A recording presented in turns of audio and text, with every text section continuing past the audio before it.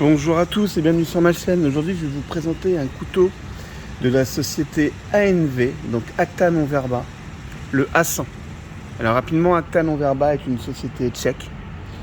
C'est le deuxième plus gros fabricant de couteaux en République tchèque. Et l'intérêt de cette marque en fait c'est qu'ils sous-traitent en Europe. Ils n'ont aucun élément qui arrive ou qui est sous-traité en Chine.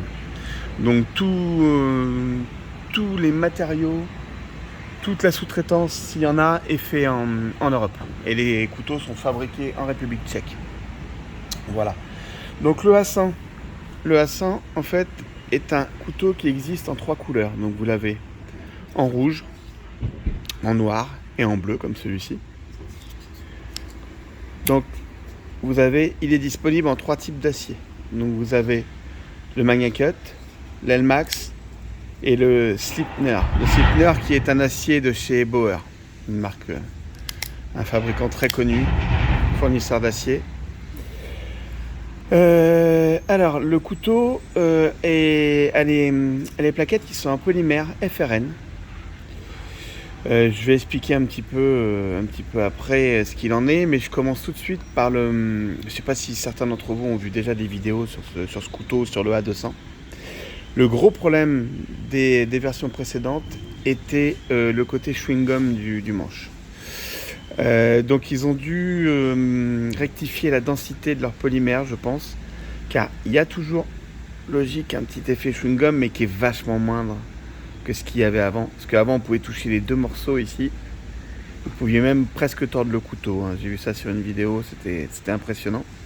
Sachant que les platines s'arrêtent comme sur un Benchmade, s'arrêtent ici. Donc les platines ne sont pas sur toute la longueur. Donc ce qui parfois amène un renfort au niveau derrière les plaquettes. Là ce n'est pas le cas. Mais il n'y a vraiment plus cet effet chewing-gum. Donc déjà ça c'est un énorme point d'amélioration sur ce couteau. Donc en fait rapidement, c'est un couteau qui fait 21 cm ouvert avec une lame de 8,8 en drop point, forme drop point. Finition noire avec un traitement DLC. Donc c'est un traitement qui tient, c'est pas comme, c'est proche du Cerakote, c'est quand même un traitement qui tient très bien au niveau des rayures et qui a une très bonne résistance. L'épaisseur de la lame fait 3 mm. Et donc cet acier est l'acier Sleipner. Donc ils annoncent sur cet acier un AHRC entre 60 et 64. Ce qui me paraît un petit peu élevé au niveau 64, ça me paraît un peu beaucoup. Moi je pense que c'est quand même un petit peu moins, mais ça me paraît haut quand même, 64.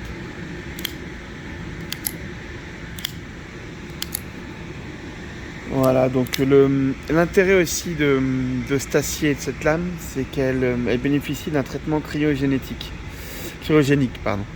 Donc cryogénique, c'est-à-dire qu'en fait quand on fait la trempe, on fait refroidir la lame. Alors des fois on la fait refroidir dans un bain d'huile à température. Là c'est vraiment à froid, aux alentours de moins 60 à moins 100 degrés. Ce qui amène du coup une très bonne rétention au niveau du tranchant. Une super résistance au niveau de la corrosion. Et une longévité plus importante qu'un refroidissement classique. Alors le couteau est annoncé à 72 grammes. Je vais vous dire ce qu'il en est. J'aime bien toujours vérifier. Donc en fait nous sommes à 72,9. Ouais, donc il a un petit peu moins d'un gramme en plus que ce qu'est annoncé. Sachant que la balance est étalonnée, hein, donc elle est réglée. Donc c'est à peu près ce qu'ils annoncent. L'intérêt de cette nouvelle version, c'est qu'avant vous aviez des rondelles Téflon dessus. Là c'est vraiment des roulements maintenant IKBS. Donc c'est vrai que ça amène vachement plus de fluidité au niveau de l'ouverture. C'est que ceux qui aiment bien faire claquer leur lame, ils vont bien s'amuser avec ce type de couteau qui est vraiment un plaisir en main. Vraiment très très agréable. Donc les plaquettes, pour avoir un poids comme ça, ce que j'ai annoncé tout à l'heure, c'est qu'il n'y avait pas de platine à l'intérieur ici. Donc les platines s'arrêtent là. Et les plaquettes sont ajourées. Donc je sais pas si on les voit bien. Voilà. On voit elles ont été creusées à l'intérieur. Donc les plaquettes sont ajourées, ce qui permet d'enlever de la matière, donc du poids. Donc les platines avant sont en inox. Et ce système, ils appellent ça le système Alloc. Alors c'est le ni plus ni moins que l'Actis-Lock de ces Benchmade. Hein. C'est exactement le même système. On voit d'ailleurs les ressorts ici. On le voit légèrement dépassé. Voilà, c'est le système Actis-Lock, mais ils l'appellent Alloc. Vous avez également un truc que je trouve très sympa, c'est l'entretoise flottante. Et l'entretoise flottante, ce qui permet d'avoir moins de matière sur les côtés, donc de perdre également en poids. Alors entretoise flottante, ou en anglais la floating back spencer, enfin entretoise flottante quoi en français. Donc je trouve que ça lui donne plutôt un look sympa, j'aime bien. Et en plus vous avez un petit trou ici pour mettre une dragonnette éventuellement. Donc ce qui est toujours intéressant. Moi je trouve qu'il a plutôt un look sympa, hein. Ça fait un gentleman foider un petit peu quand même. Je trouve qu'il peut rentrer dans cette catégorie de couteaux plutôt élégants. Alors un truc que j'ai bien aimé aussi sur ce couteau, c'est comme je suis gaucher, il est entièrement ambidextre. Donc le système Alloc, Actis-Lock, bon, est des deux côtés. Vous avez le clip, donc le clip de poche trombone Deep Carry, donc port discret, et qui est réversible. Donc vous avez une vis ici. À l'intérieur, vous avez une petite rondelle. Il suffit juste de dévisser et de la placer de l'autre côté. Donc c'est vrai que ça c'est plutôt pas mal. Et alors il y a le bouton de pouce que vous voyez ici. Alors pareil, hein, on le dévisse de ce côté. Et du coup on peut le placer du côté qu'on veut. Ils appellent ça un NV Lumidol. En fait c'est la Supernova suisse. Super luminescence. En fait c'est un matériau lumineux notamment qu'on utilise sur les aiguilles des montres, comme les Rolex ou d'autres. Vous savez, qui prennent la lumière, en fait, c'est clair en vert la nuit. Donc c'est un côté un peu fluorescent. Je vois, bon, c'est une petite touche sympa pour voir le couteau dans la nuit. Voilà, c'est toujours un petit truc en plus, quoi. C'est original, en tout cas. Donc un petit comparatif avec... Alors moi, je trouve que ce couteau se rapproche énormément du Real Steel Higgins. Je trouve qu'ils ont la même taille déjà, à peu près la même forme de lame. Je trouve vraiment, tout le monde met ce couteau dans la catégorie du Bugout par exemple. Je trouve qu'il se rapproche quand même plus du Real Steel Higgins, moi.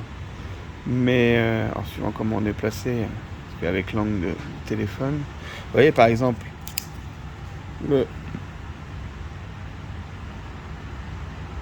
voilà, ça reste quand même dans cette catégorie, le Bugout, ou alors même l'Amarok Knife Fielbro. Voilà. Alors j'avais déjà fait des vidéos sur ces couteaux, hein. L'Amarok Knife Fielbro, je le préfère au Bugout. Et le Real, c'est un couteau que j'adore, que j'aime énormément. Et j'avais fait pareil une vidéo dessus. Voilà, donc je vais pas vous faire de thèse de coupe de papier. Ça m'a toujours... enfin, je critique pas ceux qui le font. Hein, mais oui, un couteau, ça coupe. Donc si un couteau n'arrive pas à couper du papier, c'est quand même grave. En sortie de boîte, il coupe très très bien. Au pire, un petit coup de cuir, hein, mais j'ai pas eu de problème avec. Et puis après, sur des matériaux plus durs, moi, c'est compliqué parce que ma chaîne, je suis collectionneur, donc je présente les couteaux que j'achète. Donc je vais pas aller bousiller la lame à couper du bois avec. Je souhaite pas faire de marque dessus, sachant que si je veux aller dans les bois, je vais prendre un couteau plus adapté, du matériel plus adapté, ou au pire en pliant un BK40, qui je trouve est beaucoup plus adapté à aller en bois et faire du bâtonnage ou quoi que ce soit. Mais sinon vous prenez un Easy ou un Cima, un couteau fixe. Je pense que c'est nettement mieux, mais ça reste que mon point de vue. Une petite chose aussi, alors pour moi le défaut, on le voit, vous voyez, on voit les platines, la marque de la platine ici, je sais pas si on le voit bien, voilà, ici on le voit aussi, vous voyez un arc de cercle, et ben en fait c'est la marque de la platine qui est juste derrière. Alors suivant l'éclairage on ne le voit pas forcément beaucoup, hein, donc c'est pas non plus quelque chose de très grave, mais ça reste quand même un petit défaut du couteau. Par contre on l'a très très bien en main. C'est vrai que le FRN là est texturé.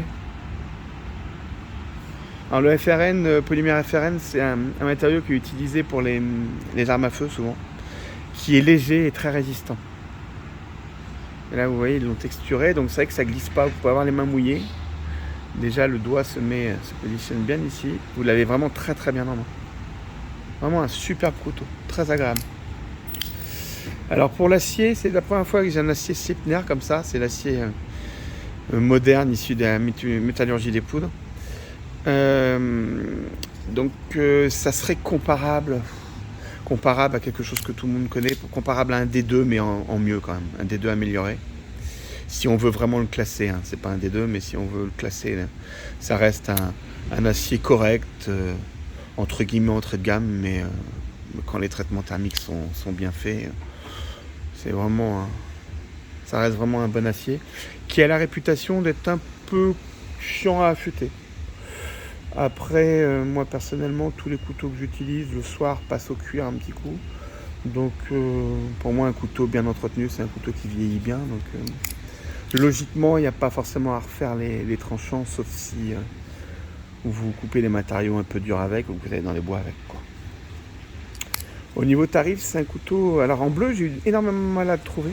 Donc je l'ai trouvé sur le site AMV, donc qui est situé, comme j'ai dit tout à l'heure, en République tchèque. J'ai été livré en 4-5 jours. Ce couteau était à 118 €. Alors ce que je trouve qui est la tranche maxi pour moi, pour ce type de couteau.